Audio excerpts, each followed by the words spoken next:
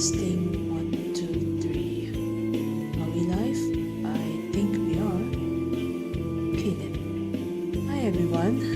Welcome back to me streaming Corpse Factory. Yeah, I think my throat is slightly better so that I can at least read some storytelling visual novels.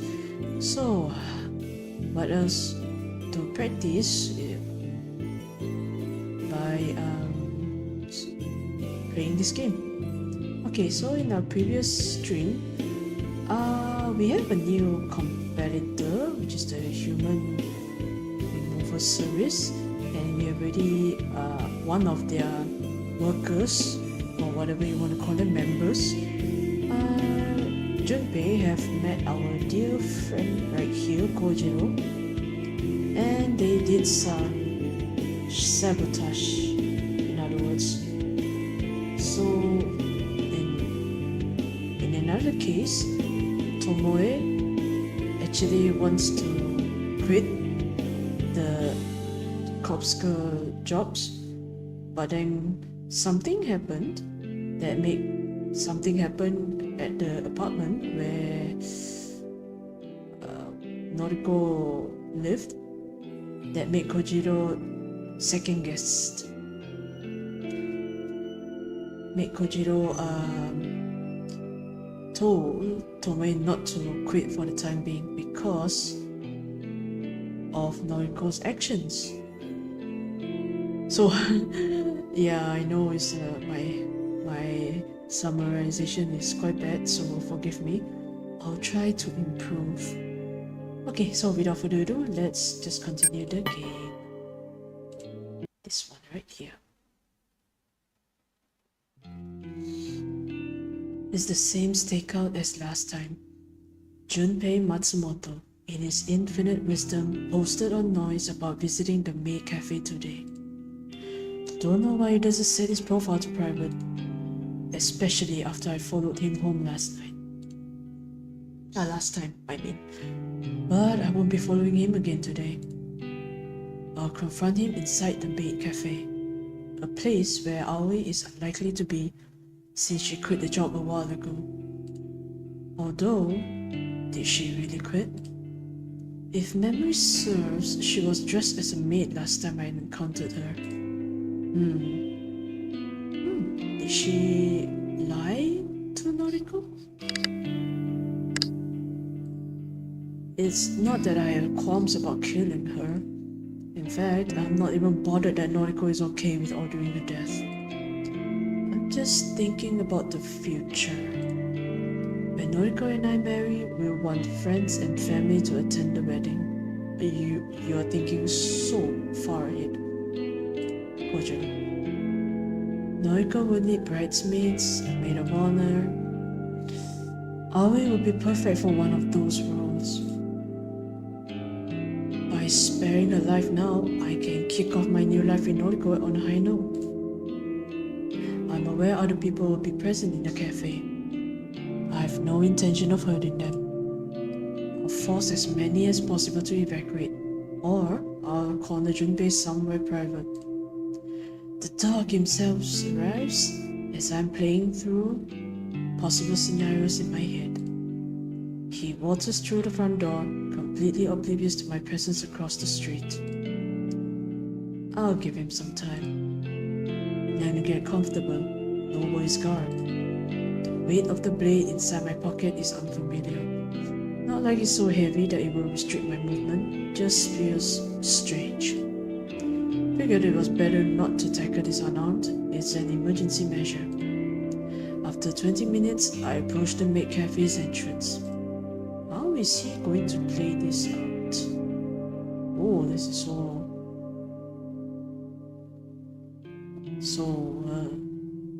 not a fan of the atmosphere. Too flashy for me. Prefer somewhere more simple, laid back. Yeah, it's so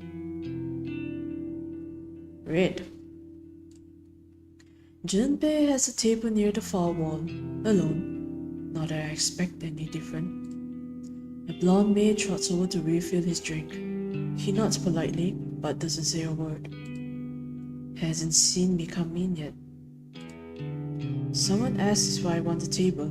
I don't respond. Someone else chimes in. Something about paying the cover charge.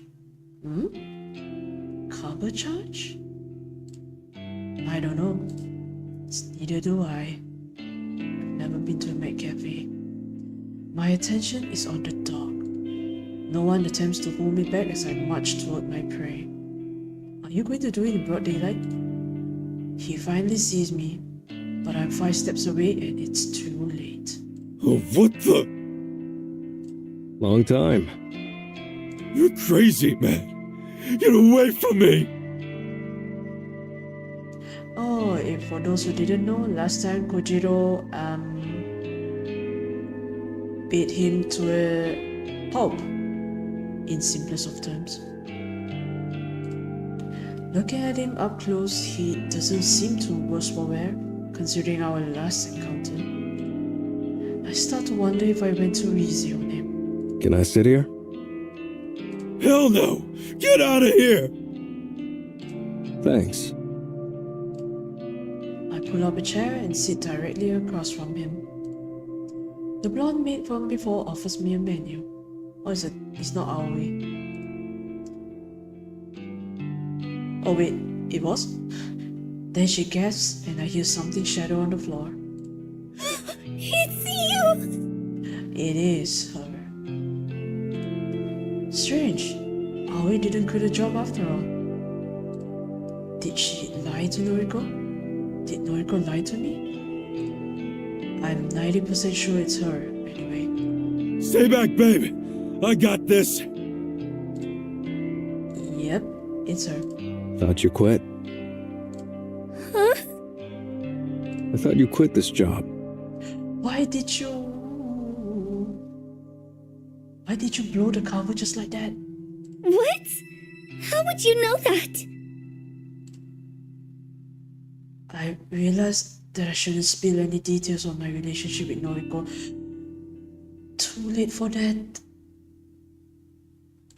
Forget it. Oh, you think you're hot stuff, right? Tailing me, beating me up, and now you're digging into my girl's business? The fuck is wrong with you, man? Excuse me for a second. Stand up slightly and lean over the table. Oh, straight up. Junpei recoils as my fist pummels his nose. Sorry, had to do it. I sit back down and wipe my bloody knuckles with a napkin. Oh, that must be a really hard one punch. Junpei clutches his face and sobs. Aoi is visibly shaking, standing next to a dog, unsure how to react. By some miracle, I don't think anyone else around witnessed the punch. What? For the best. Means we can get down to business without interruption. Some questions for you. Again. There must be not many people in the cafe? Maybe. You broke my nose! Shush. Haven't asked my question yet.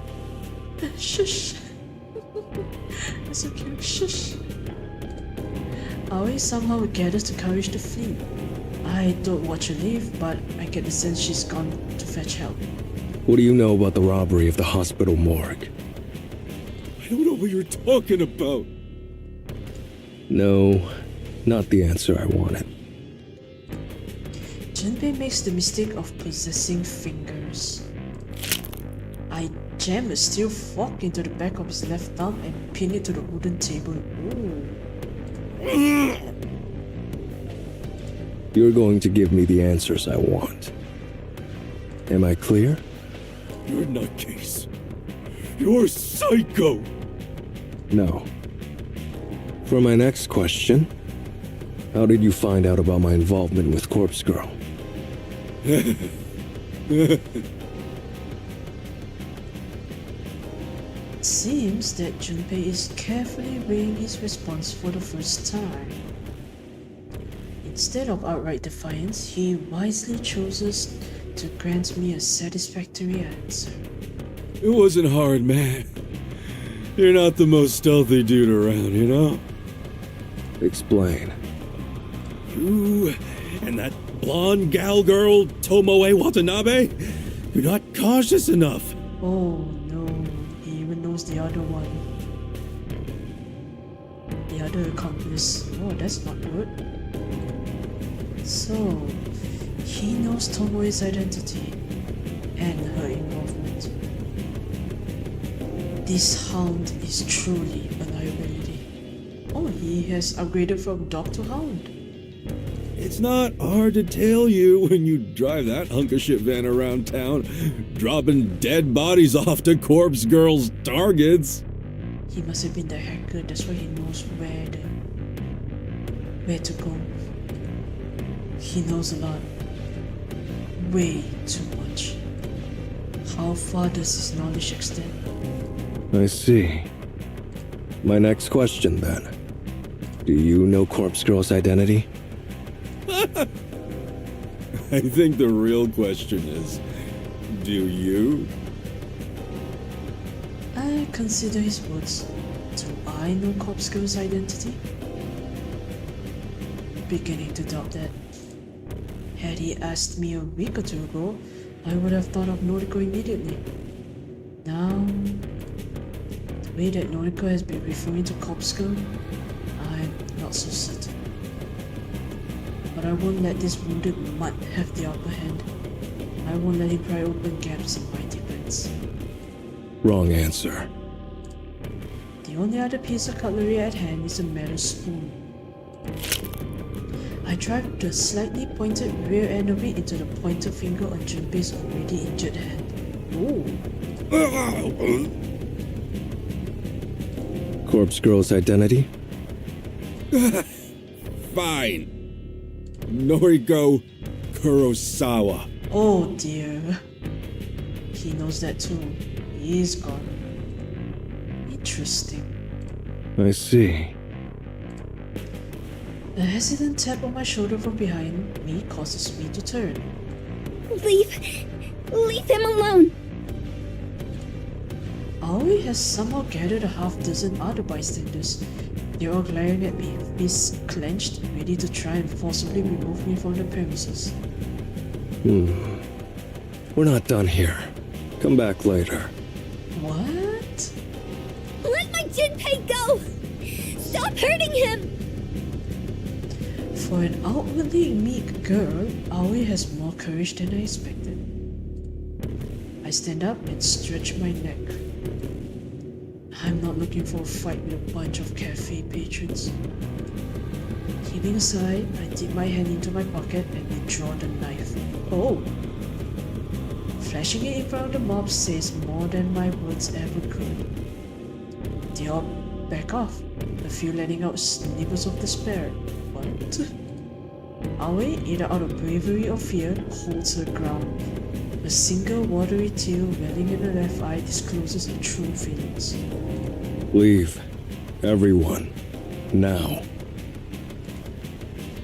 Doesn't take more than this animalistic, primitive command to convince the crowd to disperse and rush for the door. Aoi is amongst the fleeing throng, and she mouths the word sorry as she catches Junpei's eye. Satisfied that we will not be interrupted further, I return my attention to Junpei. He is going to lose his job, isn't he? I mean Kojiro. He sobs vocally. Don't kill me, man.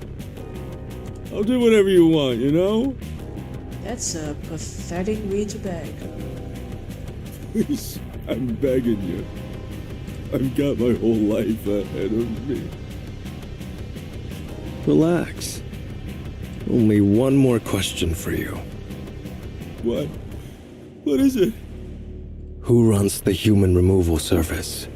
Who is the Herald?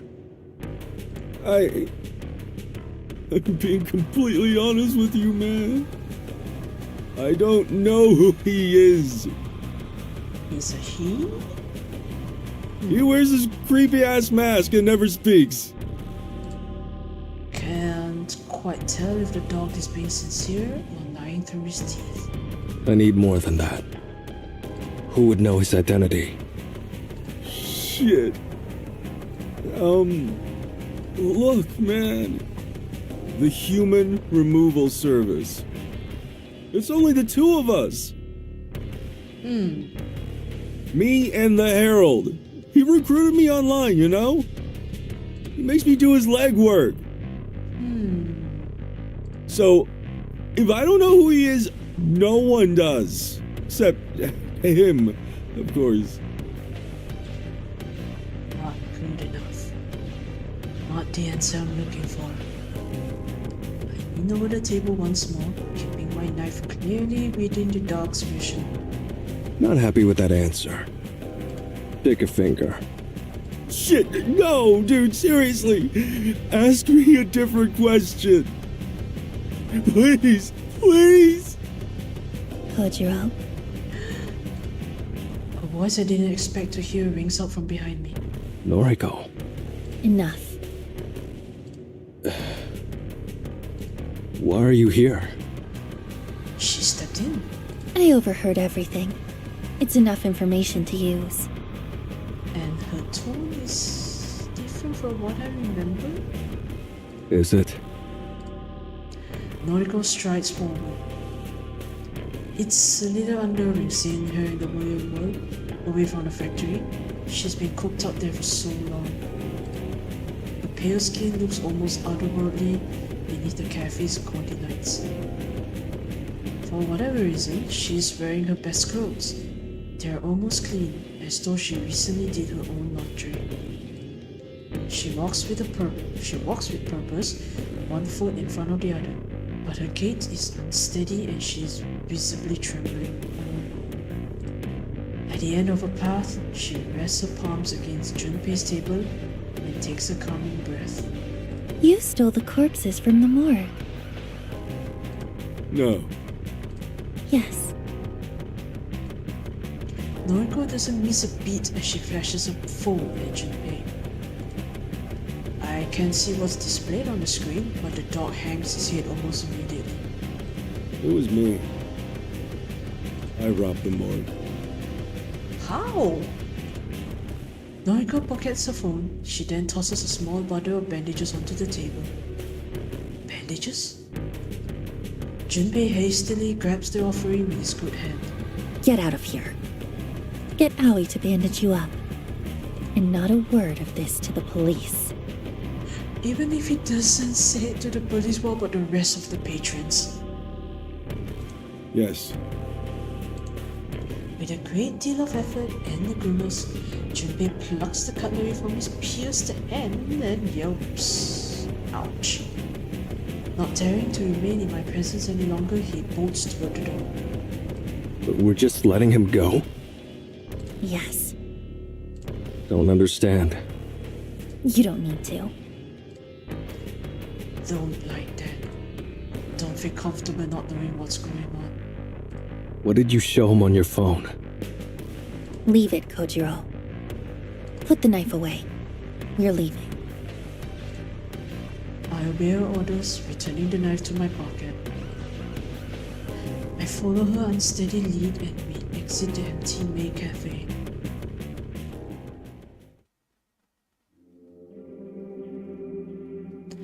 Noriko gaps unhealthily as she quickly consumes her weight in water. With a loud swallow, she brings her sleeve to her lips and wipes her mouth dry. The empty water bottle clatters against the concrete and Noriko's gaze returns to me. That's a bit better.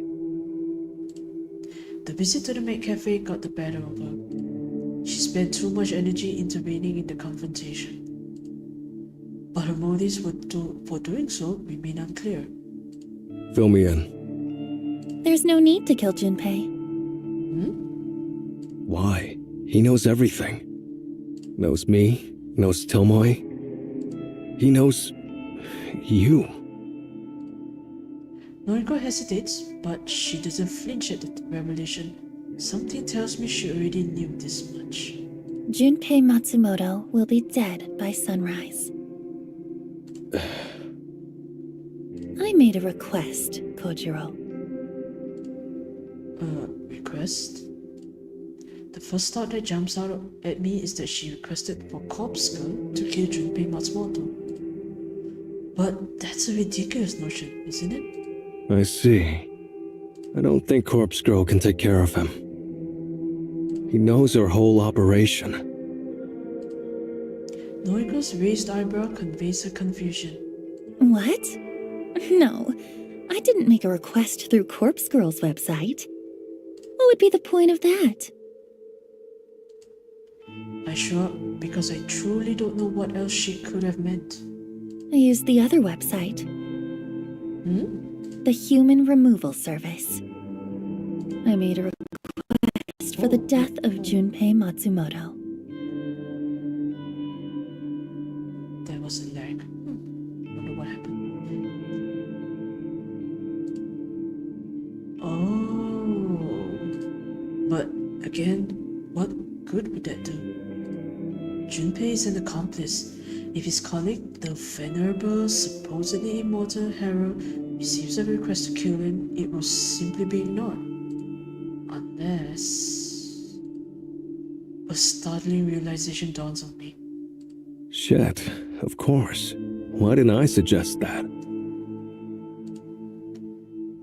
A haunting smirk is inscribed across Noriko's features. She knows that I have finally drawn the same conclusion. The Herald is ambitious. His convictions are strong. Absolute. Just like mine. Like Corpse Girl's. Corpse Girl's convictions, huh? Corpse Girl would never reject a request. That's right. Junpei Matsumoto is disposable. A pawn. The Herald will deal death to him in the same manner as any other nameless victim. I see. But more important than Junpei being killed is what we will discover in the aftermath. Explain. By knowing that Junpei is the next to be targeted, we can observe him and witness the Herald's killing method firsthand.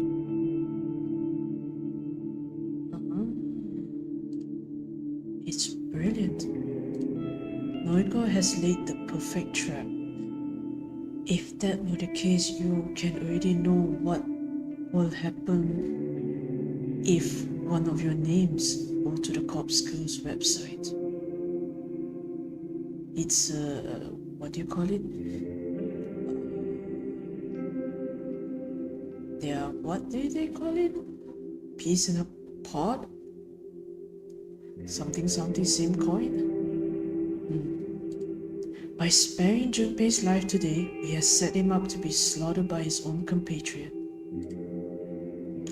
And we can use his death as a means to uncover exactly how the Herald brings low his victims. Have to add it to you.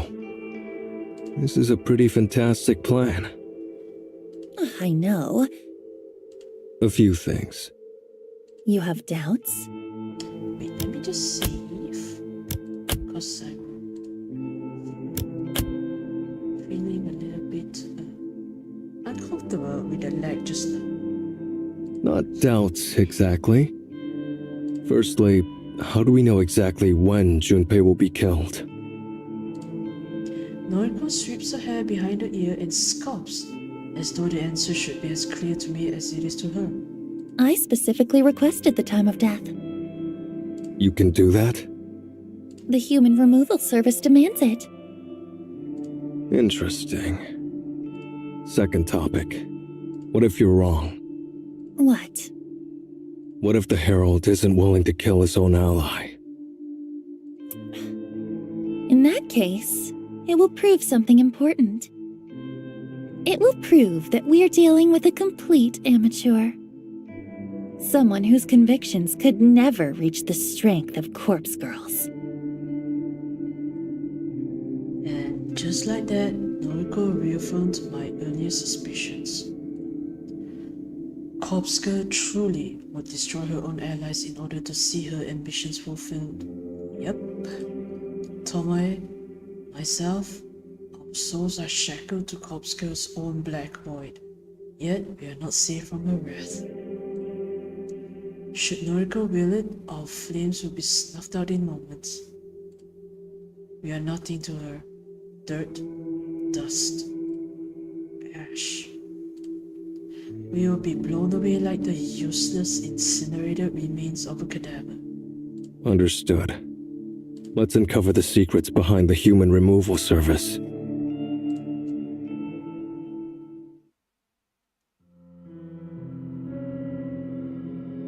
I assume this is the next day? Another early morning, if you can call it that.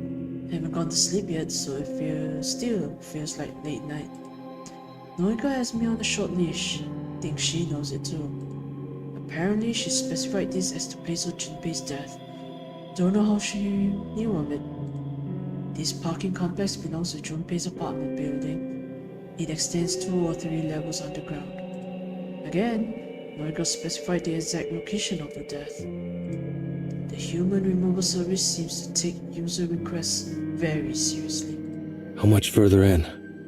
Shh. Keep your voice down. Oh, she tagged along. I'm just looking for a good vantage point that we can hide. Her words are severed by a violent gasp. Unable to speak another word, she simply points. My eyes obediently follow the direction of a slender finger. Wait, is it done? Oh, it's done. Oh. Oh, indeed. Disappointing. Missed the main event. Junpei Matsumoto is already dead. He's floating in a sea of his own lifeblood. Vicious stab wounds practically glow red along his back. After examining his remains, I turn my attention to the less interesting figure standing motionless beside him. You. The masked stranger looks like the villain from a B-rated slasher film. He's covered from head to toe in dark clothing, a zipped-up jacket with extra long sleeves, a hood, a skirt. The cut of the figure's clothes combined with his physique gives me the impression that he may, in fact, be female. Is this the herald we've been searching for? The bloody corpse at her feet would suggest that it is so. That mask. The mask? It's simple, white, probably porcelain. It's reminiscent of something. Some fictional character or maybe some film villain, after all. The herald still hasn't moved. She's as still as a statue, gaze vacant, her eyes impossible to discern behind the mask. Are you the herald? For the first time, the figure moves. It's a startling, jerky motion, like a mannequin or a puppet being pulled by strings. Her head cocks to the side, and she seems to notice our presence for the first time. But an answer to Noriko's question is not forthcoming. I step up to the plate. You really immortal? The herald doesn't react to my voice like she reacted to Noriko's. She has returned to a stiff, doll-like state. Pretty easy to prove if someone or something is immortal, and I've always had a curious mind. I draw the knife from my pocket and launch it at the mannequin. Oh, the blade embeds itself in the thing's shoulder, and she doesn't so much as flinch as a trickle of blood pools around the shining steel. Oh, she allows herself to be stabbed. What? Oh. Mr. Hart. Kojiro, why did you do that? I shrug and take a step toward the herald before Noriko tugs at my coat and holds me back. Why? You want to eliminate the competitor? She takes my place and puts herself between me and the herald. Tell us who you are. We deserve to know that much. Something in Noriko's words, the sound of a voice or the tone of a plea, causes the herald to move once more in an acknowledgement. But the motion this time is quick, fast, calculated. Oh. The herald moves a sleeved hand to withdraw the knife from her shoulder, and she allows the blade to drop down to the concrete ground with a dull ting. Why didn't you take back your knife, Kojiro? Before the knife hits the ground, the herald turns her back to us and breaks into a sprint. Oh, they're running away. Shit. Not cut out to chase her. Don't bother. We won't catch up. Not cut out to chase her? I know Noriko cannot, but you? The herald disappears into the darkness of the parking lot. We are left standing by the corpse of Junpei Matsumoto. Well, we didn't see the killing, but at least the request was granted. She's right. Her gambit paid off. The herald killed her own ally. She has proven her convictions are strong. I crouched down next to examine Junpei's corpse, but it's hard to get a good look in the darkness. Oh, is it really him, though? Regardless, it's clear that the dog is dead. Should we leave the body? Going to send a text. Huh? Who are you messaging? See if I can pull a few strings. Wouldn't mind if the corpse ended up at my morgue. What are you planning? Is this really Junpei Matsumoto? Nothing. Really. Just want to prod and poke a bit. Noriko's subsequent grunt is a clear indication that she doesn't fully believe me. Do what you want. I've gained as much from this as I had hoped. I let her trail off as I turned my attention to my phone. I swiped through my contacts and quickly composed a message to a few people in particular. All goes well, an investigation team will shortly arrive to examine this scene. I'll be gone by then, but if my contacts do their job correctly, they'll haul Junpei back to the morgue. I grabbed my phone and scurried toward the blood-soaked knife I launched at the herald. Oh, you threw it at them? It sliced back into my pocket and I signaled to Noriko that we should depart. Goodbye, Junpei Matsumoto. She waves half-heartedly at the corpse and lets out a childlike giggle.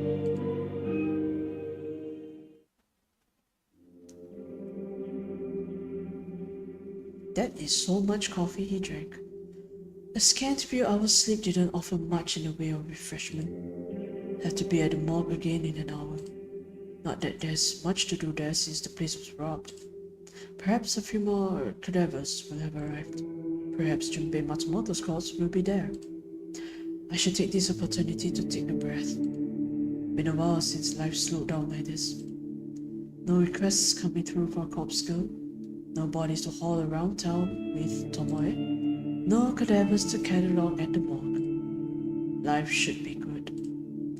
I'm still alone, and Noriko may decide to discard me at any moment. Why does that make me want her more?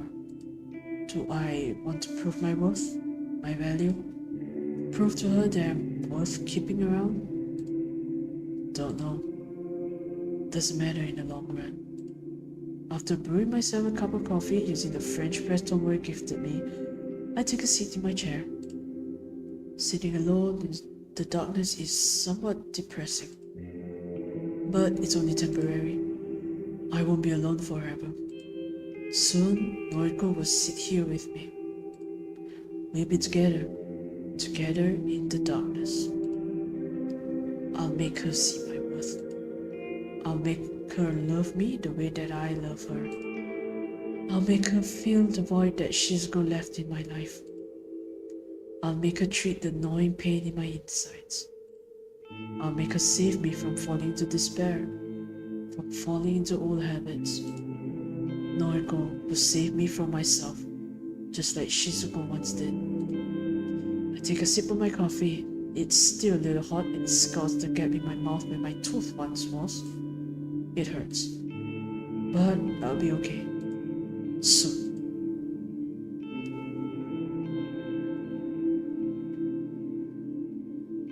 It's hard to hide a smile when plans unfold perfectly. The body was here, waiting for me when I arrived at the morgue. Staring down at the pallid corpse of Junpei Matsumoto fills me with more satisfaction than I thought possible. The dog is dead, and my early morning encounter with his executioner wasn't just some fever dream born from wishful thinking. His body is riddled with stab wounds, deep, clean, piercing cuts. But these injuries were not inflicted by a knife. I'm no forensic pathologist, but the wounds are too thin and too deep. Each intrusion is about the width of a chopstick. Doubt he was killed by chopsticks, though you never can rule out everything. My gaze pans down his body, looking for anything of interest. The rest of his form looks ordinary. Nothing to note. Check his hand, especially the left hand, I think. I'll zip up the bag for now and return him to his allocated cold chamber. Might take him out once in a while to have a laugh.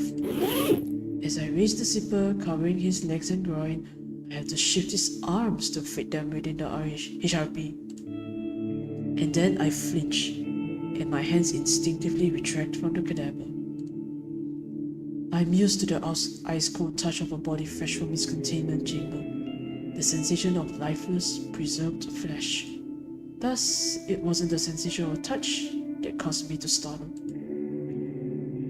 It was the sight of something out of the ordinary, something I'd somehow missed during my initial observation. There you go, Junpei's fingers. 5 thick, meaty digits on each hand. 10 perfectly intact, dead but otherwise healthy fingers. It was only days ago that I pierced 2 of his fingers, his thumb and his pointer finger, using cheap metal cutlery. I can't forget the distinct feeling of plunging those implements through flesh and bone, pinning his fingers to a table. The corpse before me shows no evidence of ever being injured in such a manner. Nobody can heal wounds like that without medical attention. Even then, stitches and scars will remain. But Junpei Matsumoto's digits are 100% intact and puncture-free. Interesting. Come to think of it, didn't I snap another few of his fingers in half that time I confronted him outside his apartment? I'm sure I did, crush the bones within my own fist. But these corpse hands don't show signs of that either. Normal to the touch, no visible bruising. On a whim, I pull out my phone and open Noise. I navigate to Junpei Matsumoto's profile. Load a few profile images, swipe through them one by one. I put my phone right next to Junpei's head, comparing the similarities between Junpei's photos and his dead body. Ah, Everything becomes clear immediately. Certain elements of Junpei's features don't match. His nose is broader in photos, his lips are thinner, more taut. The corpse in front of me is not Junpei Matsumoto. It's a copy, a clone. Junpei Matsumoto's death was faked for our entertainment. The body lying on the ground in front of the herald was planted there before we arrived, planted to convince us that Junpei had met his maker. The herald did not kill Junpei. The herald simply used one of Corpse Girl's tricks and produced a carbon copy body. All in order to fool myself and Noriko. As this revelation settles in my mind, I come to another conclusion. The mob being robbed was no coincidence. I can almost guarantee that the cadaver used to replicate Junpei's death was stolen from this very place. A weapon of deception, stolen and turned against us. And the morgue was targeted before Noriko even requested Junpei's death. Almost as if the human removal service predicted Noriko's movements in advance. Is that even possible? All I know for sure is that the dog is still out there, still skulking around, working for his master. this is starting to get interesting.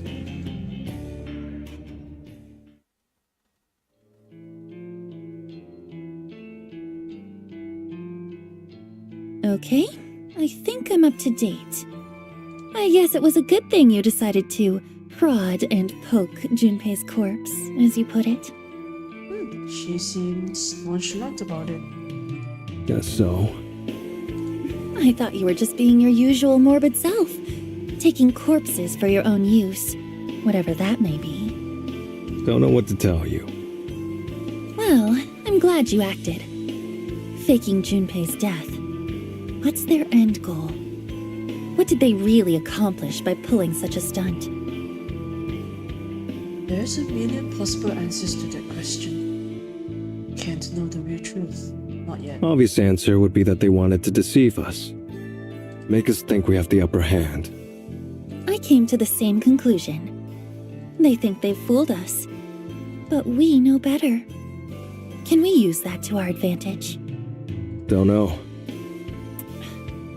Sometimes you're helpful and other times you're just... What? Never mind. Okay. It irritates her when I withhold my thoughts. Sometimes I act like this just to elicit a reaction from her. She's cute when she's pissed off. I don't know what we should do next. We're kind of at a dead end, right? Kind of. Corpse Girl's website has gone silent. No one is requesting deaths anymore. But if I'm to believe the news, there are still dozens of people being killed all around the city. Which means the human removal service is still as active as ever. Don't beat yourself up. Don't have any cadavers at the morgue anyway.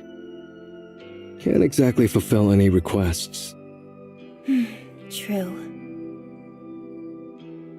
She sighs and rubs her eyes. Despite her tired, exhausted experience, she is dealing with recent events rather well, for Noriko, at any rate. Can you let me know when the morgue starts filling up again? Sure. Hang on. There is one body there. Fake Junpei. Yeah. Not much use, though, I suppose. No, not really. Keep me updated. Okay. She rubs her eyes again and tries to hold back a yawn. You look wrecked. Sorry. Things are tough right now. It'll get better. You'll cause some death soon enough. My words have the strange effect of actually cheering her up slightly. I know we're not exactly the most normal people. The things we do, the causes we devote ourselves to, they are wrong. There's no other way to put it. I know this. I trust that Noriko knows this as well. We're morbid, sick, disgusting. Noriko slaughters innocent people in the name of Corpse Girl, her fabricated idol or alter ego or whatever else she could be. As for me, I've got as much blood on my hands as Noriko does. She likes to believe she's innocent, but the truth is that she's just as guilty as any killer. I don't see myself the same way. I know for a fact the things I've done are enough to put me behind bars for the rest of my life. I don't try to convince myself that I'm something I'm not. I'm a criminal, plain and simple. But Noriko is a kindred spirit. We are connected on some level that I don't expect the average person to understand.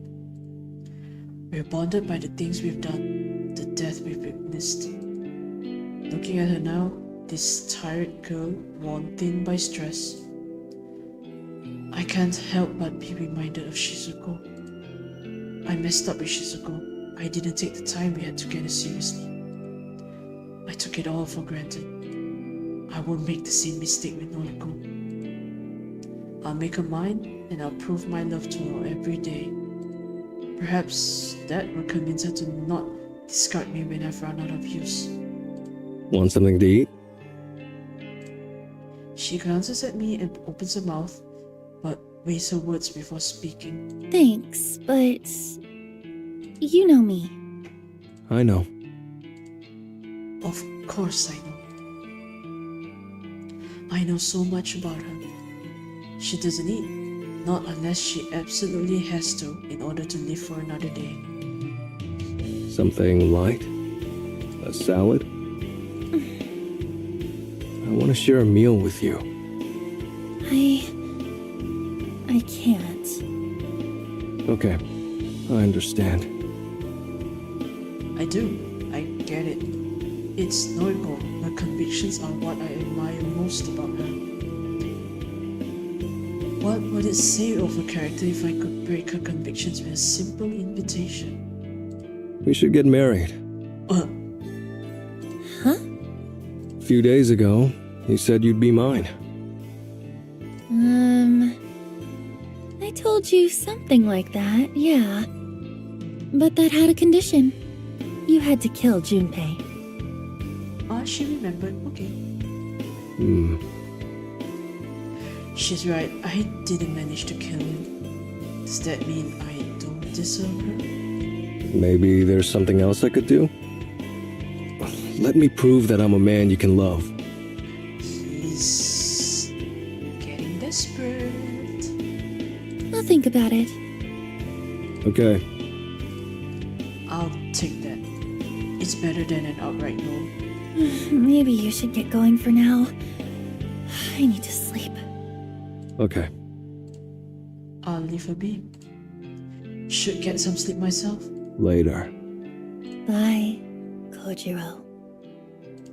Something about the way she says my name sends a chill down my spine. It's not a pleasant sensation, it's not a feeling of elation or excitement. It's uncomfortable, disconcerting. I shrug it off and leave the factory.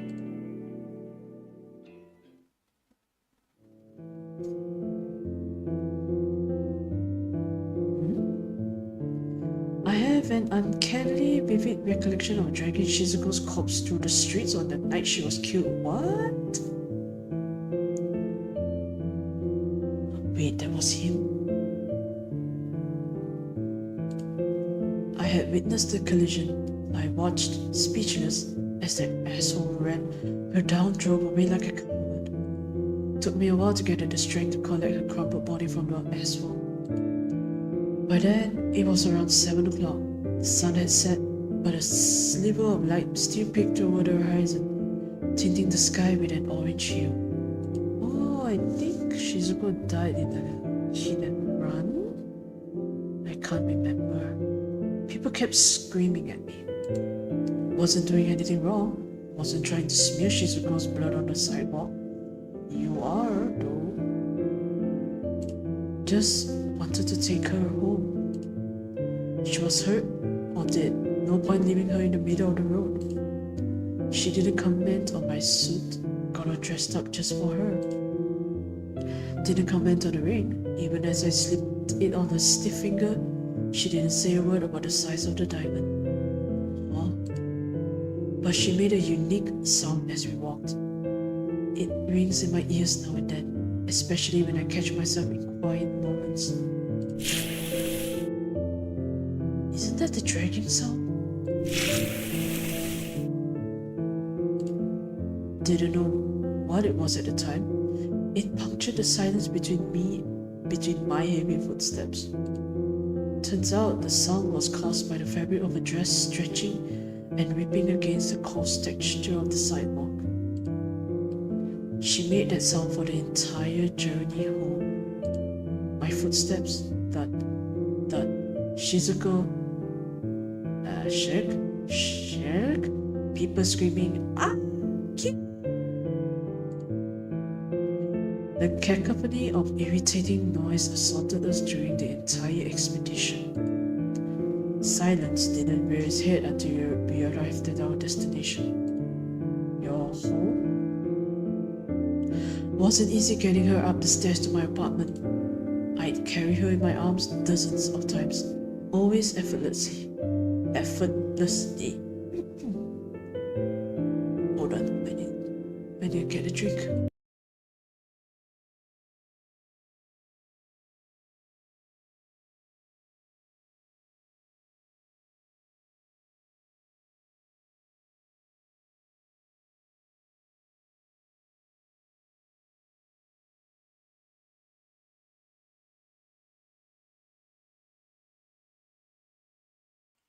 Okay, back to it. Wasn't easy getting her up the stairs to my apartment. I'd carry her in my arms dozens of times, always effortlessly. But during that final ascent, Shizuko's weight exceeded the limit of my muscles. I had no choice but to drag her up slowly, a single step at a time. It was my fault her head cracked against every step. Oh. Once we were inside, I finally had the opportunity to examine the damage. Her limbs were flattened, her chest had caved in, ribs crushed and ground into a fine dust. Remarkably, her beautiful face remained unmarred. She looked at peace, despite having died in pure agony not long before. And that was the last time I kissed her. I planted my lips on hers and found comfort in the slight warmth that still remained. And then I closed her eyes.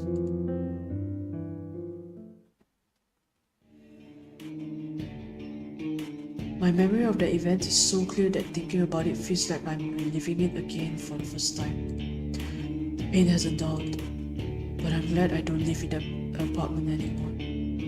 Climbing those steps every day would only serve to remind me of dragging Shizuko behind me. I cut myself free from the chains that shackled me to her, but I can never destroy the memories. I think they'll haunt me to the end of my days. Perhaps that's why I'm so desperate to fill the void she left in my life. I'm desperate to distract myself with her love from another. And yet, at that time, I didn't want to let her go.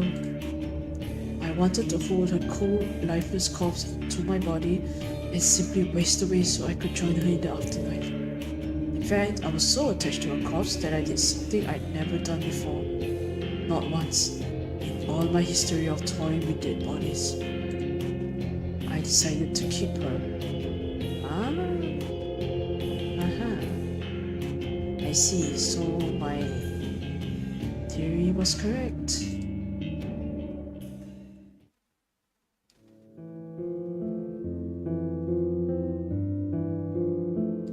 Don't know whether it was out of despair or depression or desperation.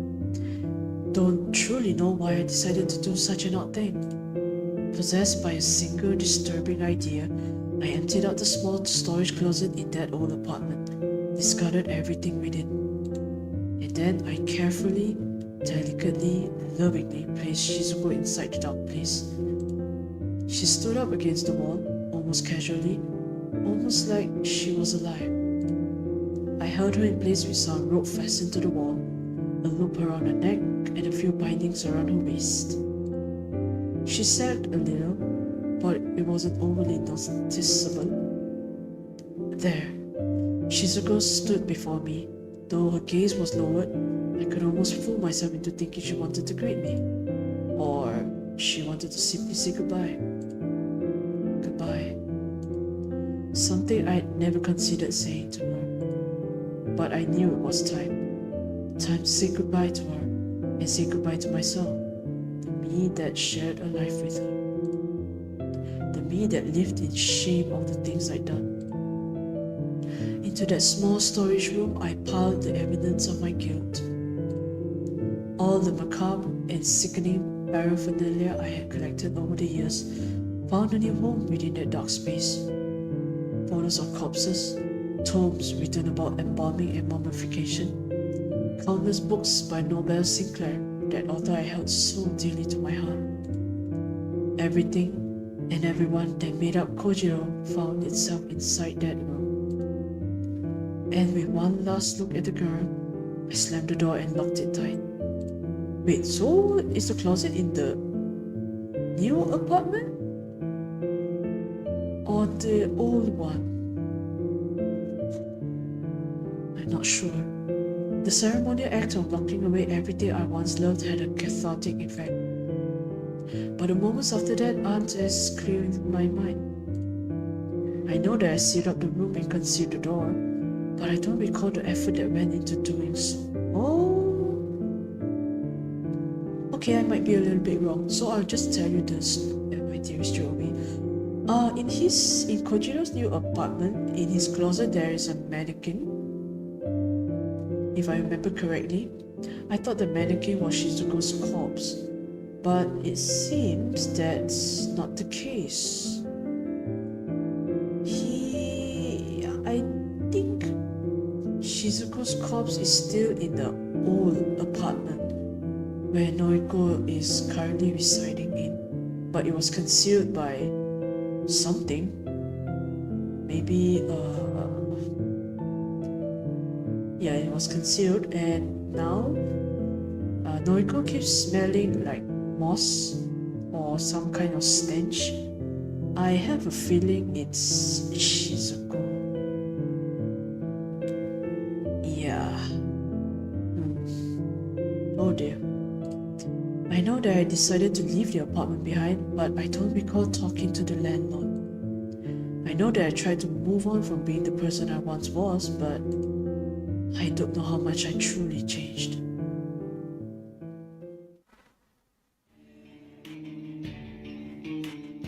Because just over a year later, I'm still in this world, taking part in truly disturbing acts. I'm still obsessed with the dead, and I'm still falling over Noriko. Maybe people can change, after all. Maybe I've been fooling myself all this time into thinking that I'm different now. But I'm not. I'm the same as I always was. I'm still just Kojiro. Maybe that's okay.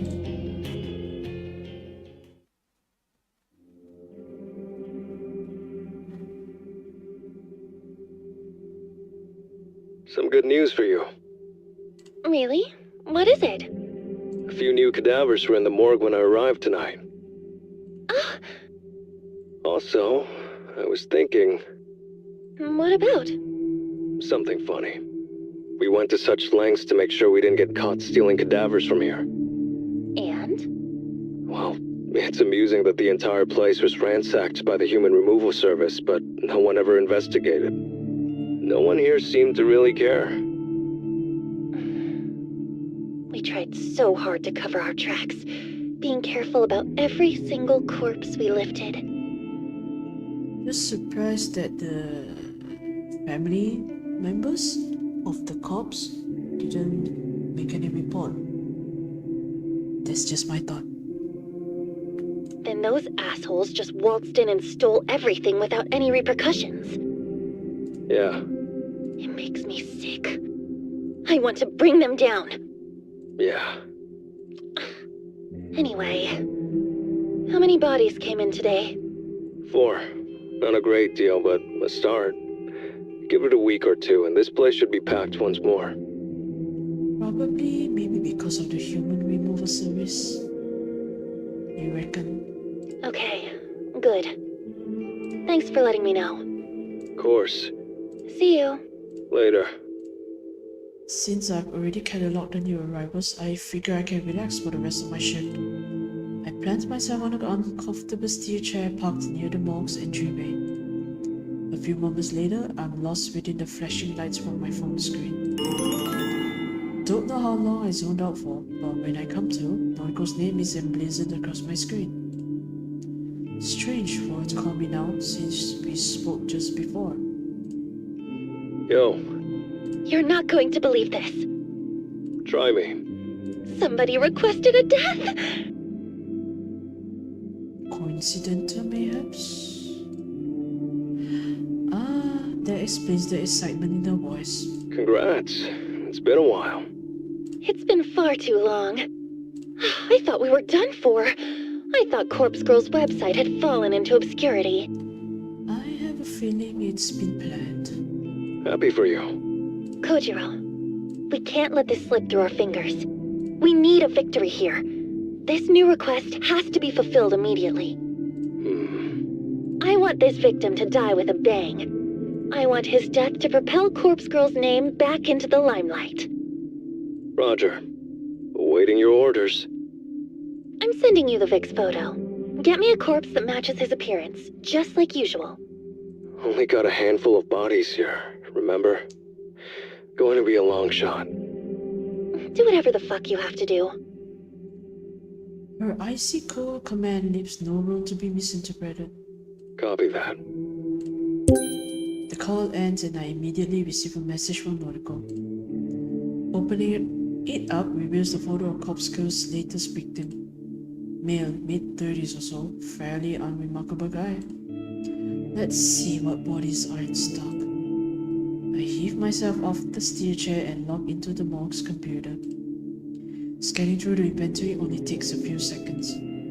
There are 5 cadavers here in total, the 4 that arrived today, plus the Junpei Matsumoto lookalike.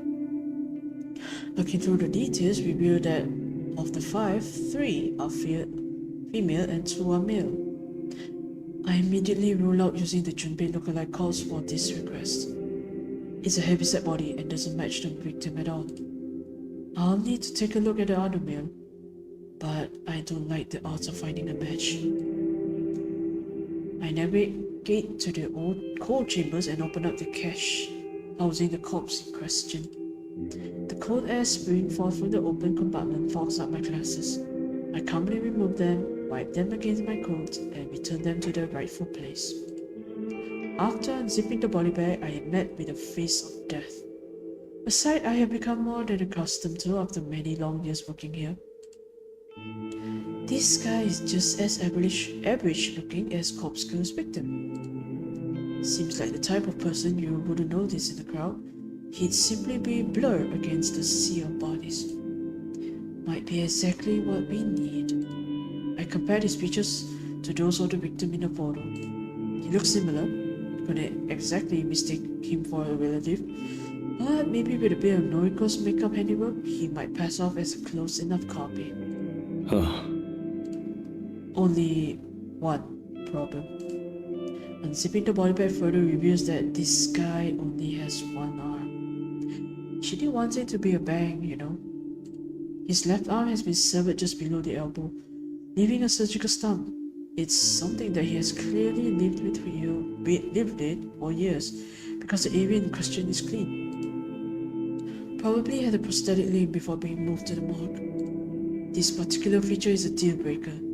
Too hard to convince the victim that this is his own corpse if he's missing a limb. Although, perhaps Noriko could factor the missing limb into the cause of death. If I blurred the stump a bit, it could be made to look like he lost an arm before he died. Yep, I reach for my phone and call Noriko back, getting sick of the chit-chat. You find a suitable corpse? Almost. Got a guy about the same age and build. Plain face.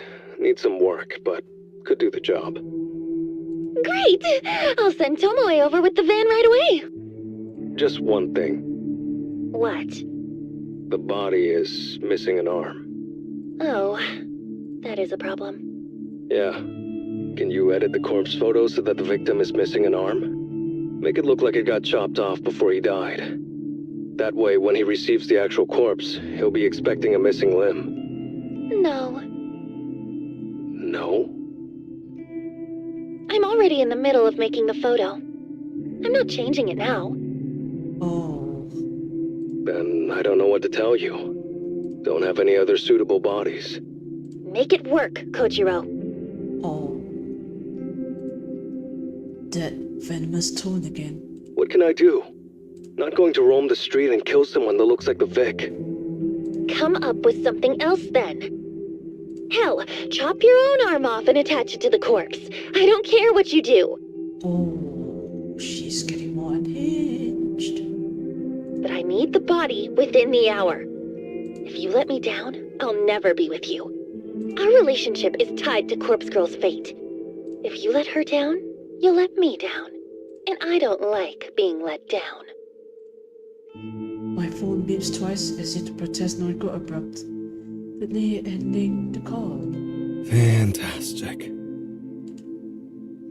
She likes backing me into corners. What am I supposed to do? It's clear that she doesn't really have any intention of being with me. She's using me, dangling the promise of something I desire right in front of me. And yet, I need to have her. I need to prove to her that she should be with me. I lower my glasses and gently rub my brow with my fingers. Shit. I've got an idea. But I can't believe I'm about to do this. I slide my glasses back up and adjust them so they're comfortable once more.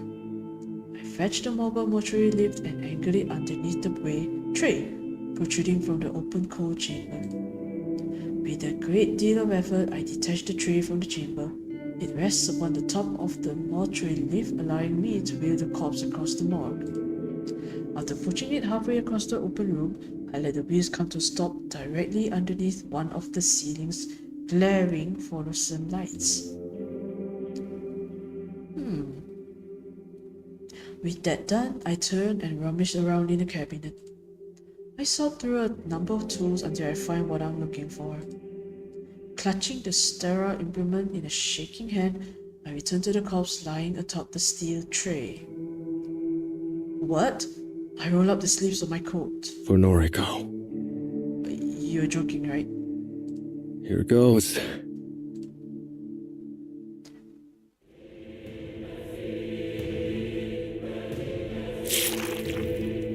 You're joking, right?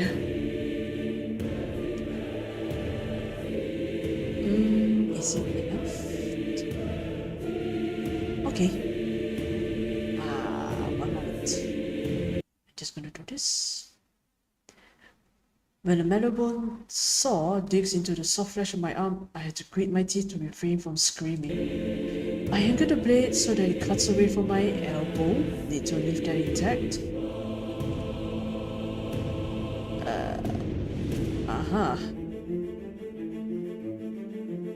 The cutting process is pure agony. To prevent myself from passing out, I keep my breathing steady and try to focus on something simple. Something my brain can handle while aflame with pain. I begin to count. 1, 2, 3. I count the seconds that it takes for the jagged metal saw to reach bone. That's not a saw, you're using a machete, but whatever. 15, 16. Steel just flesh and muscle and blood spurting down my coat. 20, 21. I think I reached sinew after 24 seconds, but it's hard to tell because there's a terrible numbness that is somehow worse than the original searing agony. Of course, how are you going to cut bone? My fingers clutching the saw begin to slip due to perspiration. It's getting harder to even hold the tool. After some 32 odd seconds, the saw hits bone.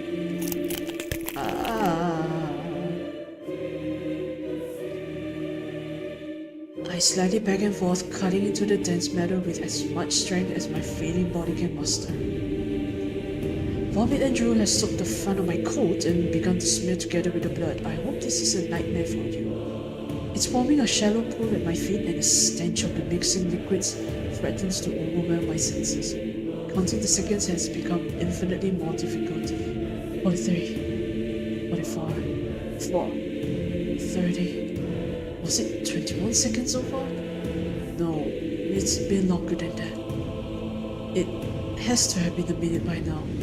I've been sawing into my own arm for a full minute, but the blade still hasn't cut through all of the bone. Don't recall when I fell to my knees. Don't recall when I stood back up. Don't recall running my slimy fingers through my hair or when flecks of blood spattered against my glasses or when my bladder relieved itself. Don't even recall why I'm doing this. Is it for Shizuko? Is it because I love her? No, Noriko. It's for Noriko. Actually, it's for Corpse Girl. I have to prove I'm worthy of her. I have to be loved by her. There's nothing else for me. 97, 98. As my count reaches 99 seconds, my right arm falls to the wet tiled floor, flopping like a dead fish against the deck of a boat. I let out a groan of what can only be called relief, and I slumped in on myself, resting in a pool of foul liquid. My vision is blurry, my breathing is ragged. The same part of my consciousness knows that I need to treat my wound. I need to apply a tourniquet or cauterize the damage, or I'm just going to bleed out and die on the floor of my own morgue. But quiet was my mind. The very same one that drove me to such an extreme measure urges me to finish my work. Getting to my feet is a struggle. I try to push myself off the ground using both arms, but of course, I fall flat on my face when my right arm fails to react to my mental instructions. I think the lenses of my glasses smashed against the tiles because my eyes seem to be bleeding now. A second attempt at pushing off the ground is more successful. My left arm is somehow strong enough to force my barely responsive body. I sway and stagger around aimlessly before collecting myself enough to attempt to fish my severed arm off the ground.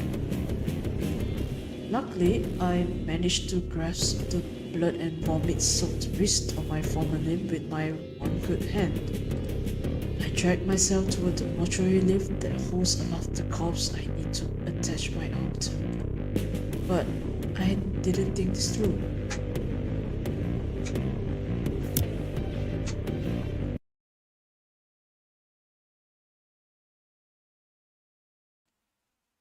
Sorry about that.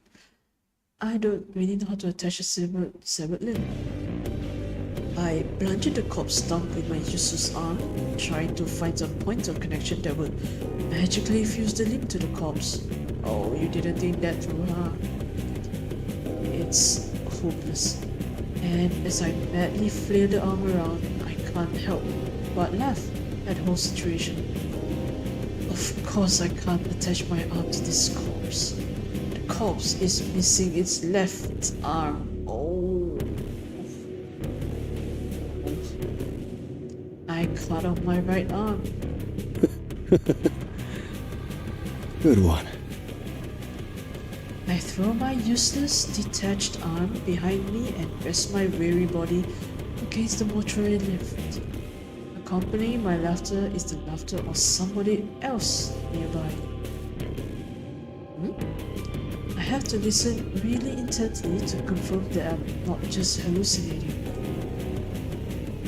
But I'm certain that somebody just walked into my line of vision, even if they are nothing more than a dark, blurred silhouette. Yo, bro, you don't look so hot.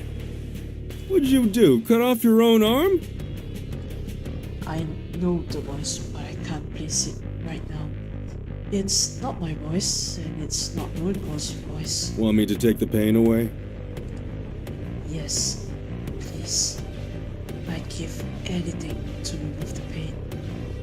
I can't voice my consent. My mouth is dry, my jaw locked in place. Here, nothing a little fire can't fix. Uh-oh.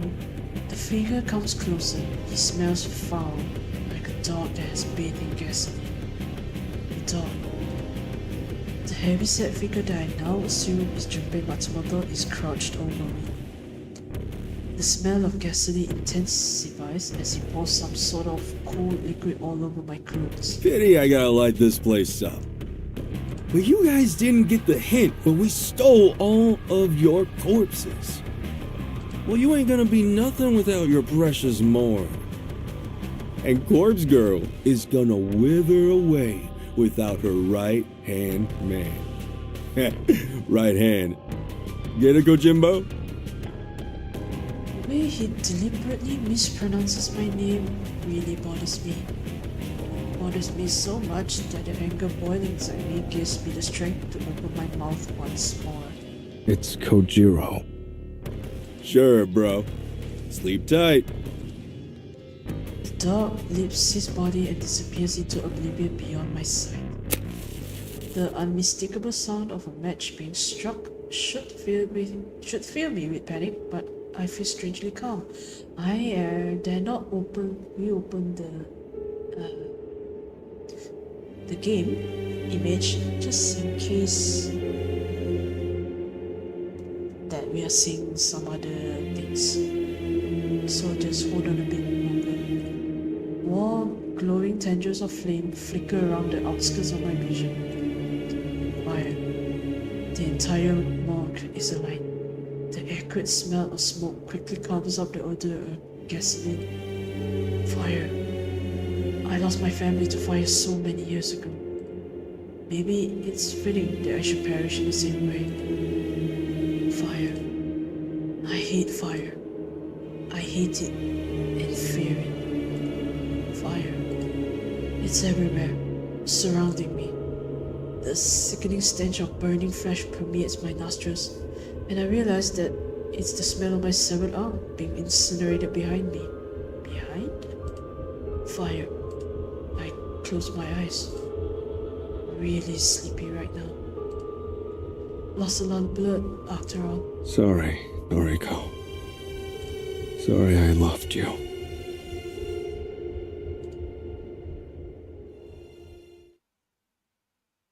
Aw. They should be fine by now.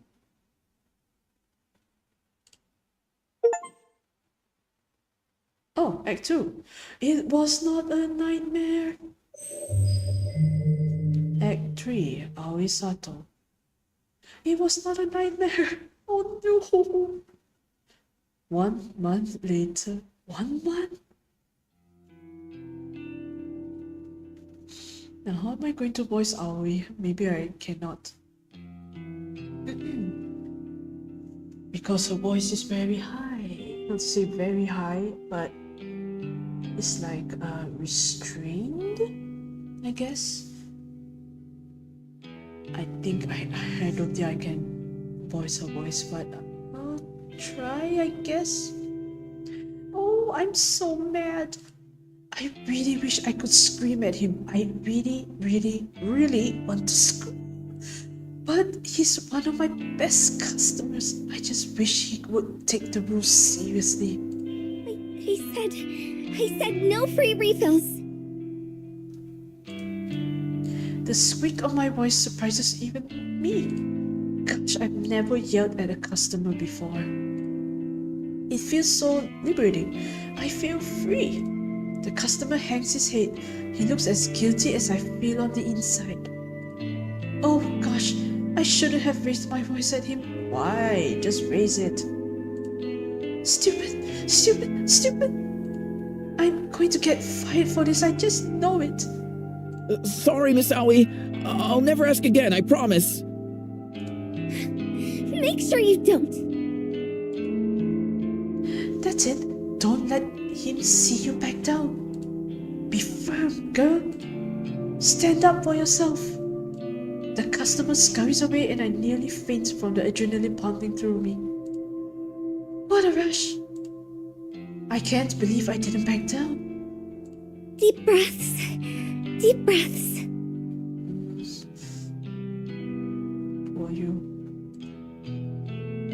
When I feel like I've calmed down, I feel a cloth and begin to wipe down some. I fetch a cloth and begin to wipe down some tables. This place hasn't been too busy lately. I still shake when I think about the incident last month that drove away a lot of our customers. That man. That tall, scary man with glasses and an evil face. He hurt my little sweet Junpei. He cornered him in this very cafe and stabbed his fingers with cutlery. What kind of sick freak does such a thing? I know there's something between those two. I can't ever forget the time that man left Junpei all bruised and broken on the ground outside his apartment. I think I might stop it, but I'm not sure. I hate that man. Who does he think he is, bullying my sweetheart? A pleasant little chime rings out from my pocket, and I recognize it as the notification I set to let me know when the cafe is closing. Phew. Guess I better get going. Luckily for me, I'm not on closing duty tonight. My co-workers will take care of all of that. All I need to do is sign out of the employee app on my phone, and my full shift will be automatically recorded. Then I'll get paid on time, just like usual. Bye, everyone. I wave farewell to the other girls and duck out the front door. Or at least her co-workers are nice.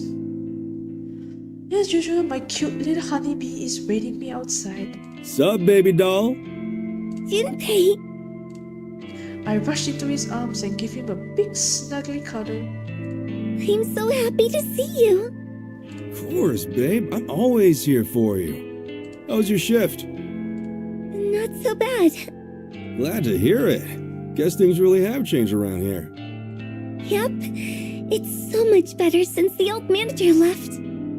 Good, good. You come tell Junpei if anyone else gives you trouble, yeah? I will. I nuzzle into his broad chest once more and immediately feel safe and warm. Can I come back to your place? Yes. He holds my hand and leads me toward the train station. I'm so excited to be with him again.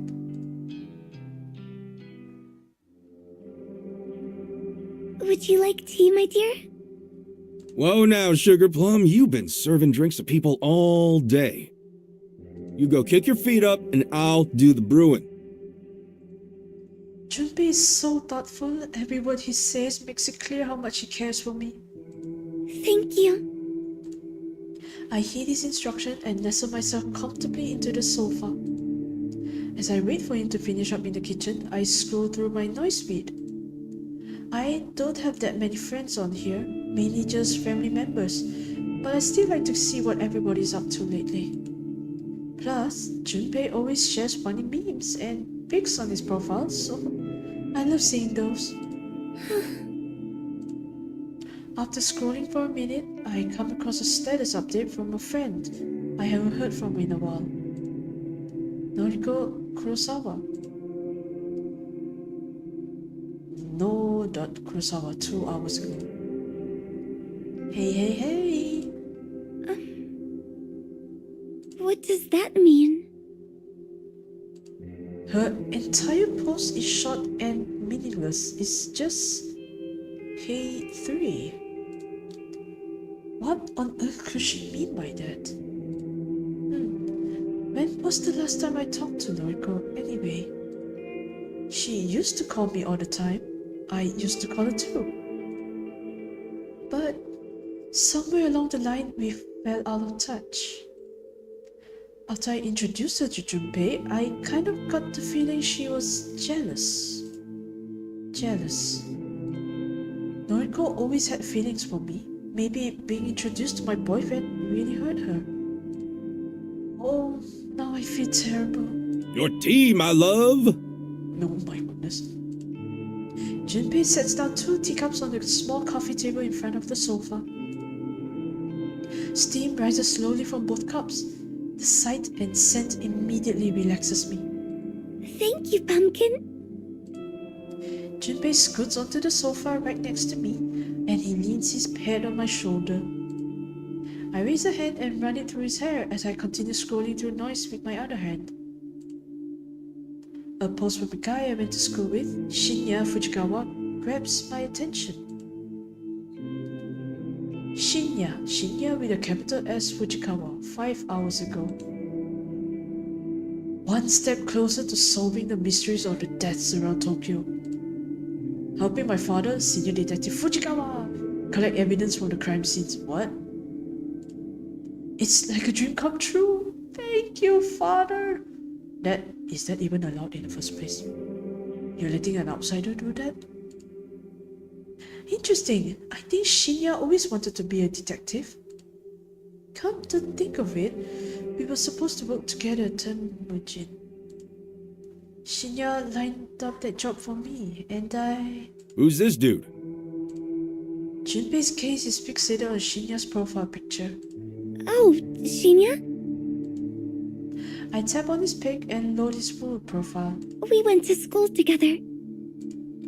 I scanned through his profile and read some more of his recent posts. 2 days ago, my father, Senior Detective Fujikawa, has enlisted me to help with his top secret investigation. Really?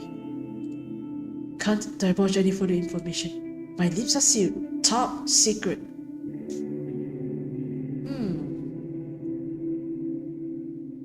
Are you... Is his father doing nepotism?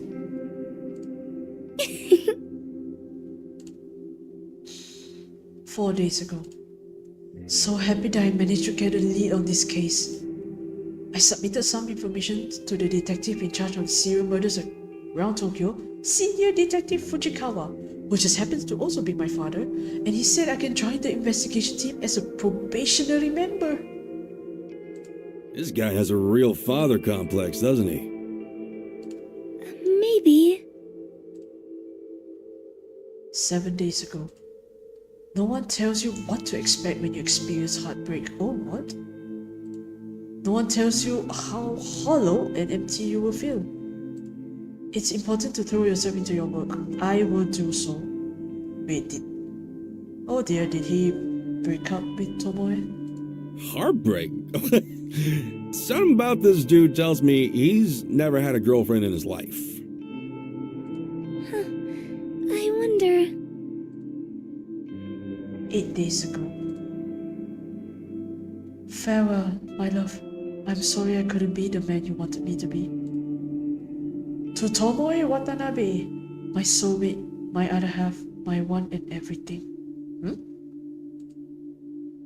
Please forgive me. Oh, he broke it off. Did he? Jeez, have some dignity, dude.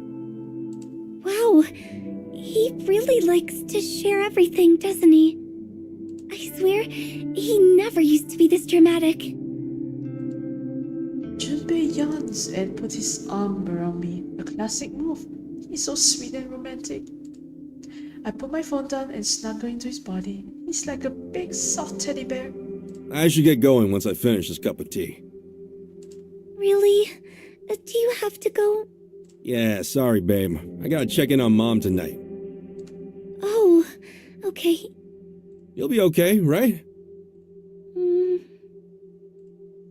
The thought of being alone forms a pit in my stomach. Don't worry, I'll help you out before I leave.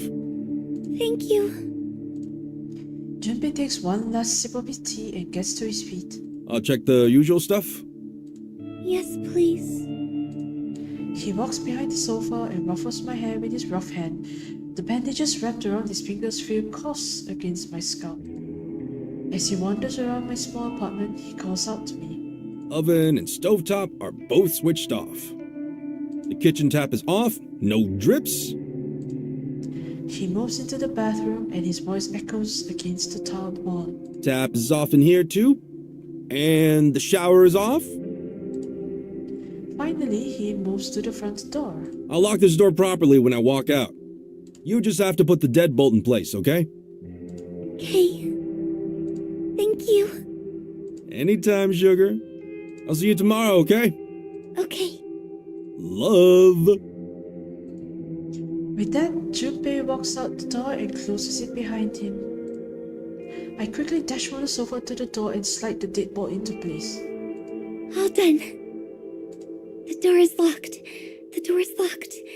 The door is locked. I take a deep breath and tiptoe back to the sofa, then collapse onto it. Junpei is so good to me.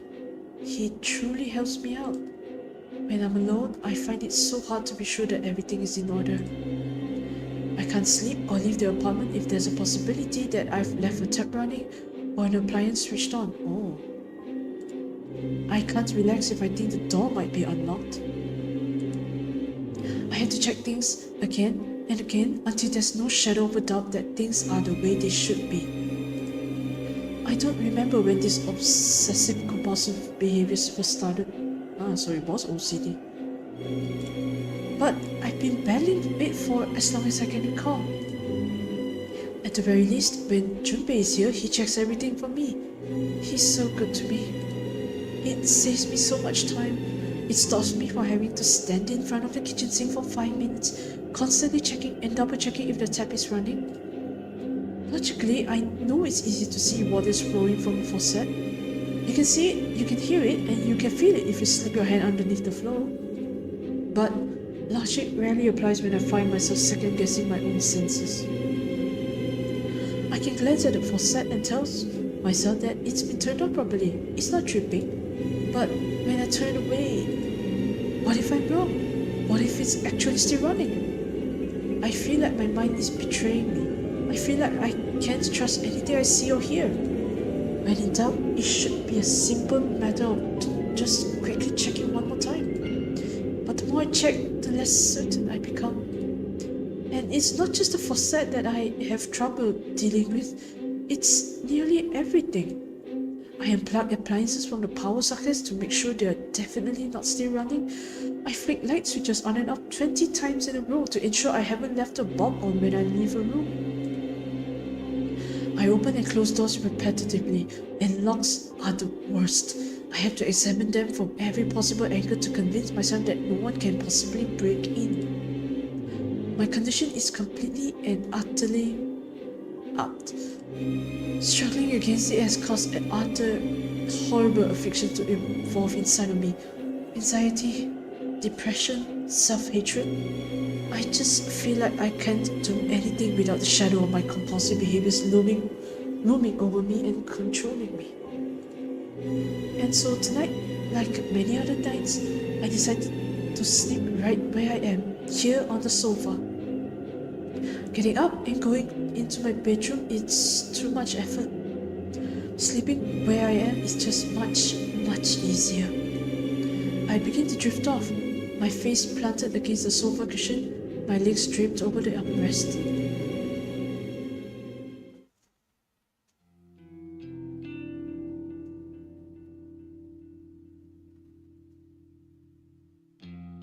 I'm thankful I don't have to work at the maid cafe today.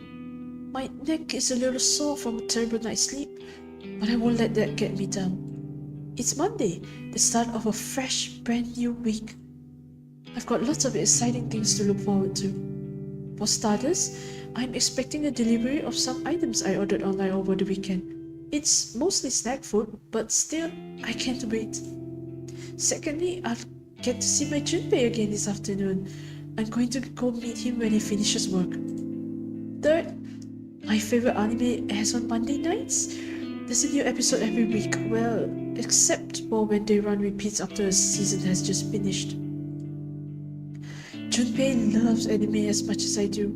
Granted, he's not into my favorite series. He says it's a little too girly, but he likes a lot of other shows. We have so much fun discussing characters and stories we like, even if the shows he watches scare me a little bit. Yes, it's going to be a good day. It's going to be a good week.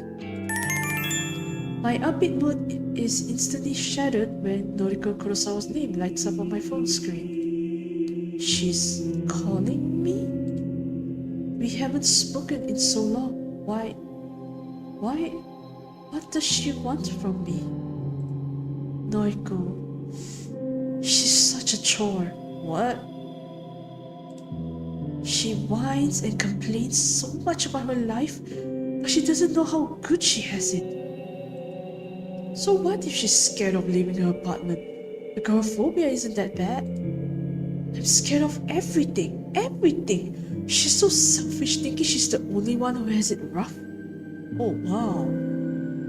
We get to hear Aoi's thoughts. And it's a total 180. I'm so tired of tiptoeing around her feelings and her stupid sensitivities. Hello? Aoi? Hi, Noriko. Hey, listen, I know it's been a while, but can I stay at your place for a few days? I got booted out of my apartment for not paying the rent, and, well, I was living in this abandoned factory, but I can't do it anymore. I hate being there alone. The guy I was spending time with just disappeared, and now... Aoi? Are you there? Is this crazy? For real? She hasn't spoken to me for weeks, months, and now she wants to live in my apartment? Aoi? Sorry, Noriko. You can't stay here. Well, fuck you too. Oh. My phone beeps twice and the call abruptly ends. What the hell is the problem? Before I can even blink, she calls me again. I'm hesitant to answer. answer this time. But Noriko, Sorry, I overreacted. I think I'm in trouble. I think Corpse Girl is trying to kill me, and I need somewhere safe to stay. Corpse Girl is trying to kill her? I think Noriko has finally lost the plot. Whatever sliver of sanity she once held onto has finally slipped between her fingers. Noriko, Corpse Girl isn't trying to kill you. What? How would you know? You are Corpse Girl. Remember? She knows. Aoi knows? How did she know? What? How do you... Good question. How do you know? I'm the one who wants to kill you. Oh. Oh. Oh.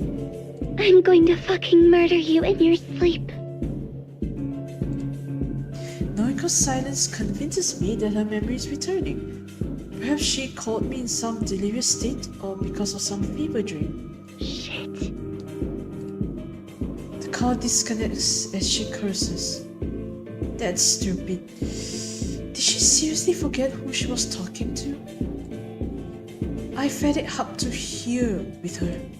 As soon as Junpei walks out the location of a factory, I'm going to go there myself and slit her throat open with my fingernails. What? You're just as nuts as her? I'll let her bleed out all over me and tell her that she never meant a thing to me.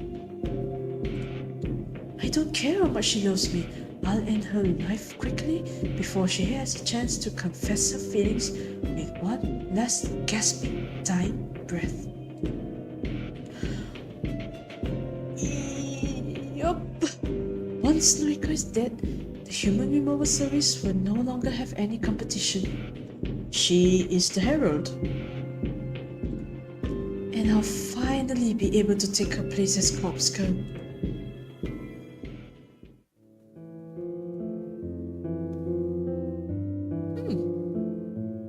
I did have my suspicions, but I didn't know it just drops just like that. Should I still? Yeah, I think I'll continue on just a little bit more. During our school years, I was always envious of Noriko. She was so beautiful, so slim and graceful, and she had a wonderful family, parents that loved her more than anything. I never had any of that. I wanted so badly to be her. I struggled with my weight back then, but that wasn't the worst of it. I had an abusive mother and a father that essentially ignored my existence. Well, until he killed me by splitting my neck open. I would have given anything to trade places with Noriko and feel alive again. It didn't matter to me that Noriko complained about every aspect of her life. She moaned about how much she despised her delinquent sister. She griped about how her father walked out on her, but still sent her a birthday card every year. She lamented over the time her mother tried to herself in front of her and her sister, how her mother, from the ceiling, barely alive for hours and hours until Yuriko figured out how to call for an ambulance. But I would have taken all of that trauma over my own upbringing. I'd have traded my life for hers without a second thought.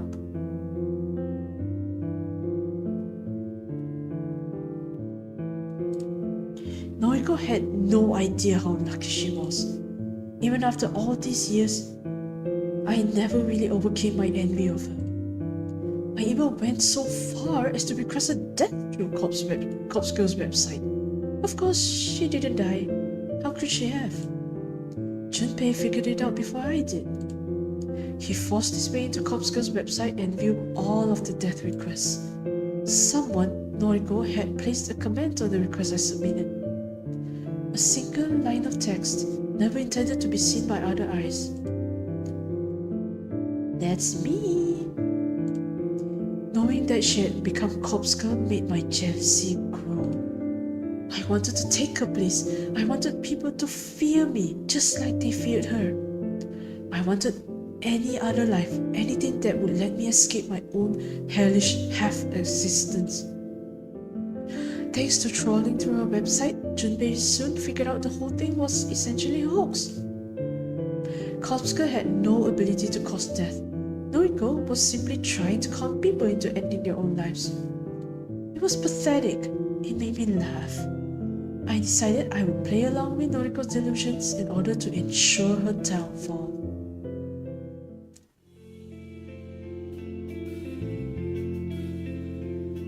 It's finally time.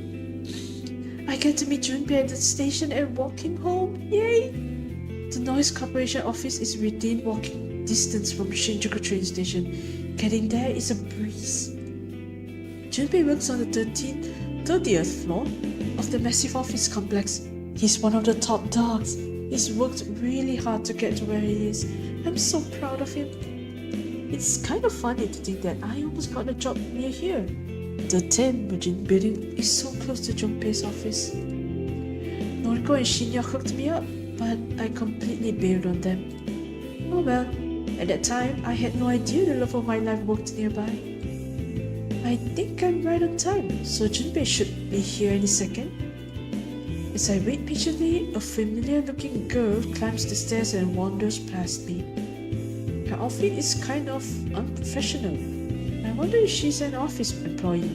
She looks a bit like a troublemaker. Is this Tomoe? Where have I seen her before? She caught me staring at her. Oh no, she's walking toward me. Hey, don't I know you from somewhere? Yep, it was her. No time to run away. She's right in front of me. Yeah, you're Noriko's friend, right? Aoi? Noriko's friend. Everything's always about Noriko. Yes, and you are? The brash girl swoops her hair out of her face and leers at me. Tomoe, a friend of hers as well. Oh, I suddenly remember where I've seen Tomoe before. I think she was in some of Shinya's photos. Is she the girl that Shinya was dating and broke up with? how is Noriko? Dunno. Was hoping you could tell me. Haven't seen that skank in weeks. I see. I haven't seen her either. Righto. Well, I'll see you around. Just like that, the girl brushes past me and doesn't even look back. Bye. I watch her as she wanders along the platform. Yo, babe! Junpei! What up, doll? Hey, that chick you were just talking to? She works at Temuchin. I see her walking around here all the time. She's the one I told you about. Wait, that's her? Yup. She used to help that Kojiro asshole deliver putties for Corpse Girl. I've been waiting for ages to introduce you to. Oh! I nod at Junpei and immediately break into a run. Go get her, babe. Junpei's cheers fade as I leave him behind. Tomoe, she's the one helping Noriko, helping Corpse Girl. We've been waiting for a chance to follow her. Junpei has been keeping an eye on her, but her actions and movements are erratic and hard to predict. But today, I fortunately have the opportunity to follow her. She's connected to so many people. Noriko, Kojiro, Shinya. They're all involved with Corpse Girl's operation. We want to track them all down, one by one, and cremate them like cadavers. Of course, I'm saving Noriko for last. I'll slice her open and bathe her in the blood and be born again from a corpse. I'll assume her identity and live her life and leave my own painful existence behind. I race along as fast as my legs will let me. My feet pound against the train platform, and several people passing by stop to watch me out of curiosity. As long as Tomoe doesn't notice I'm tailing her, then I don't care who sees me. I follow her all the way to the end of the platform, then I blend into the crowd as we board the same train. I knock knock on the door to what I can only assume is Tomoe's apartment. She answers after just a moment and shoots me a quizzical look. As soon as the door is all the way open, I dash forward and slam into Tomoe with the full force of my tiny body. What the fuck? We tumble into the apartment, though Tomoe doesn't even lose her balance. She's a lot bulkier than I am. She absorbs most of the impact and manages to remain standing. Ah! She grits her teeth and plants her hands on my shoulders, only to push me back with a mighty shove. What the fuck are you playing at? He just tackled me! I swing a fist at her face. She catches me off guard when she sidesteps my punch and brings her knee up into my gut. I reel back, but the injury doesn't bother me. Take that, you dumb skank! I'll teach you to attack me! I don't care if you're Noriko's friend! I'll put you in the fucking ground! Her long, fake nails rake across my face and blood pours from my torn skin. But I stand firm and stare her down. You're allied with Corpse Girl, right? Is that what this is about? I don't give a shit about all that anymore. It's all behind me. You know Corpse Girl's identity? Of course I do. Why? Are you curious? Got someone you want to have killed? No. I know that it's Noriko. You're damn right. I should have guessed that a friend of hers would be just as psychotic. Oh, she's not as dumb as I thought she was. Noriko can go fuck herself for all I care. I'm done with her shit. So am I. I'm going to kill her. Tomoe raises an eyebrow. That so? Well, she kinda has it coming. I see. Corpse Girl is done and dusted. Doubt the public even remembers her these days. It's all about the human removal service. Noriko's just Noriko now. But I still won't forgive her for what she did to Kojiro. What is she talking about? Does she know something I don't? What happened to Kojiro? Do you even know who he is? I do. He warned me about her, you know? He said she'd discard us as soon as we weren't useful anymore. Sure enough, she had him killed. Fucking burned him alive. Not really, but okay. Interesting. Tomoe thinks Noriko killed Kojiro, when in reality, she knows, Aoi knows. Junpei took care of that freak. He burned the entire mob down around him. I suppose Kojiro's death caused Noriko's and Tomoe's relationship to fall apart. Everything worked out better than Junpei planned. Noriko will die. And so will you for your role in helping her. Oh, come on. Why are you so insistent on messing with me? I ain't never done nothing to you. Hang on. Even though this girl exudes an air of stupidity, I didn't expect her to actually be this dense. Surely she's figured it out by now. Are you with the human removal service? I don't say anything. You're kidding me. You're the one Noriko has been fighting against this whole time. And you're her best friend. Your point? Are you the leader of your little group? No. Right. When Tomoe pauses to brush her hair behind her ear, I strike.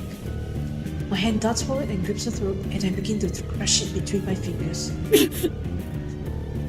The girl kicks and fails. She beats her fist against my outstretched arm, but I don't flinch. Her gurgling and thrashing brings me no joy. I wish people would simply accept their fate. Despite how tightly I'm squeezing her throat, she manages to form the beginning of a word. I can only guess that she's trying to call for Shinya. Shinya, the idiot boy she already broke up with. He can't save her now. I tighten my grip and stride forward, pushing Tomoe back and pinning her against the wall. She kicks out at me and hits me directly in the knee. I refuse to buckle. Her fingers continuously claw at my arm, slashing into my flesh and sending flecks of blood across the room. She thinks she can hurt me, thinks she can fight her way out of her fate. But nothing she does will ever injure me. You can't hurt the dead. Oh. This thought repeats in my mind as my face crashes into the floor. What? A ringing sound in my ears causes me to question what just happened. The residual shockwaves of a dull impact to my skull flow through my head. I wouldn't call it pain or even an ache, just the sensation that something collided with me. But I'm already on the floor, my lips pressed against the hardwood, my eyes twitching and examining shards of pottery falling to the floor around me. A blanket of darkness descends over me, and I hear the ragged sound of tomboy breathing and someone's voice asking, "Are you okay?" But the question isn't directed at me. I don't think anyone cares that I'm lying here in my own blood. Or straight up.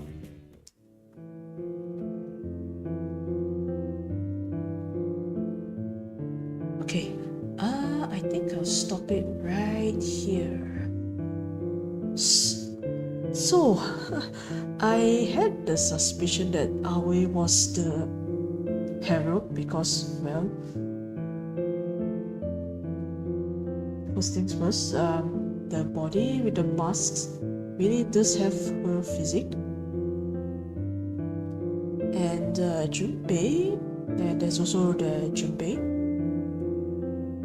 And yeah, I did have my suspicions, but I didn't know she had that very, very deep-seated jealousy and hatred over Noriko. That is really, really messed up. So, yeah, I do also sympathize with her OCD. Yeah, it does mess people up. So, I can't really discuss that. I mean, I can't really say anything because I do not have the troubles she has. So, I'll just end the discussion right there. But I hope she gets the help she needs, even though it's through Junpei or through medication. But looks like I don't think she has medication. Probably because of financial strains, maybe. I'm not sure. But okay, that's all of my meaningless rambling. So thank you for coming to the stream, and I'll see you some other time. Bye bye.